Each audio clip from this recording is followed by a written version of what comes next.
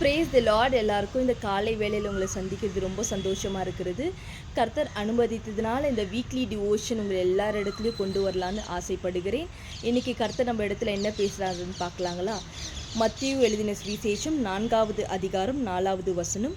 But he answered and said, It is written, Man shall not live by bread alone, but by every word that proceeds from the mouth of God. Amen.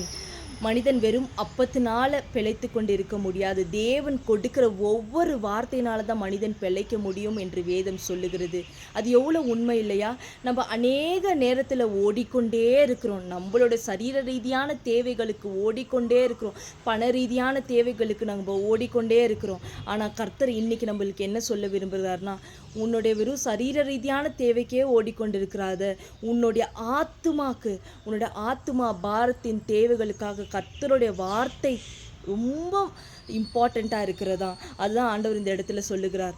கர்த்தருடைய வார்த்தை ரொம்ப தேவையாக இருக்குது. பிசாசானவன் இயேசு கிறிஸ்துவை சோதிக்கும் போது பிசாசானவனுக்கு இயேசு கிறிஸ்து பார்த்து சொல்லுகிறார், மனிதன் வெறும் அப்பத்தினால அல்ல, தேவன் கொடுக்கிற ஒவ்வொரு வார்த்தையினால தான் அவன் பிழைத்து இருப்பான்.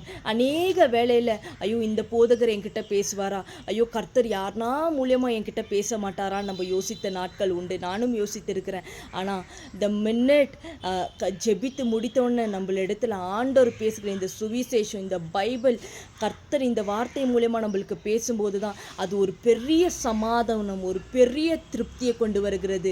நம்ம ஜெபிக்கிறதோ கர்த்தர் இடத்துல ஜெபிக்கிறோம். ஆனால் இந்த வசனம் மூலமா பேசுகிறதோ ஆண்டராக கர்த்தர் நம்மளை நோக்கி பேசுகிறார். நம்மளுக்கு எல்லாவற்றிற்கும் டைம் உண்டு. எல்லாம் நம்ம ஓடிக்கொண்டே இருக்கிறோம். இந்த சரீர ரீதியான தேவைகளுக்கு நம்ம ஓடிக்கொண்டே இருக்கிறோம். ஆனால் கர்த்தருக்கு நம்ம முக்கியத்துவம் கொடுக்கும்போது, கர்த்தருடைய வசனத்துக்கு நம்ம முக்கியத்துவம் கொடுக்கும்போது, அவர் நம்மளுடைய தேவைகள் எல்லாம் சந்திக்க அவர் வல்லமை உள்ளவராக இருக்கிறார்.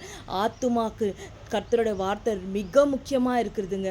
ஸோ ஆண்டவர் இந்த இடத்துல சொல்லுகிறார், இந்த வாரம் முழுவதுமாக, இந்த நாட்கள் முழுவதுமாக கர்த்தருடைய வசனத்தை பிடித்து கொண்டு ஓடுகிற பிள்ளைகளுக்கு சமாதானம் உண்டு, நிச்சயம் உண்டு, ஸ்ட்ரென்த் உண்டு, நம்மளுக்கு பெலன் உண்டு. கர்த்தரோட வார்த்தையில் நம்ம பெலன் பெற்றுக்கொள்ளலாம். பிசாசானவன் நம்மள அநேக நேரத்தில் சோதிக்கும் போது கூட நம்ம சொல்லலாம் பிசாசானவனுக்கு, you can not fool me because I hold the word of God in my hand. என்னோட இருதயத்தில் நான் கர்த்தரோட வார்த்தையை பிடித்து கொண்டிருக்கிறேன். அநேக நேரத்தில் உன்னோட தேவனான கர்த்தர் இது உனக்கு செய்து முடிக்க முடியாது என்று பிசாசானவன் சொல்லும்போது நம்ம உறுதியாக சொல்லலாம், என் தேவனான கர்த்தர் எனக்காக அதை செய்து முடிக்குவார். எனக்காக அவர் மனமுருகிற தேவனாக இருக்கிறார் என்று நம்ம சொல்லலாம். அதன் போல தான் இந்த வாரம் முழுவதுமாய் நம்ம இந்த தேவனான கர்த்தரோட வார்த்தை பிடித்து கொண்டு நம்ம ஜெபிக்கும் போதெல்லாம் நம்ம உடனே தேவனான கர்த்தருடைய வசனத்தை படிக்கும்போது ஆண்டவர் நிச்சயமாக உங்கள் இடத்துல பேசுவார். இந்த வசனத்திற்கு எவ்வளோ power உண்டுனா, there is so much power in the word of God. Thank you for watching. God bless you.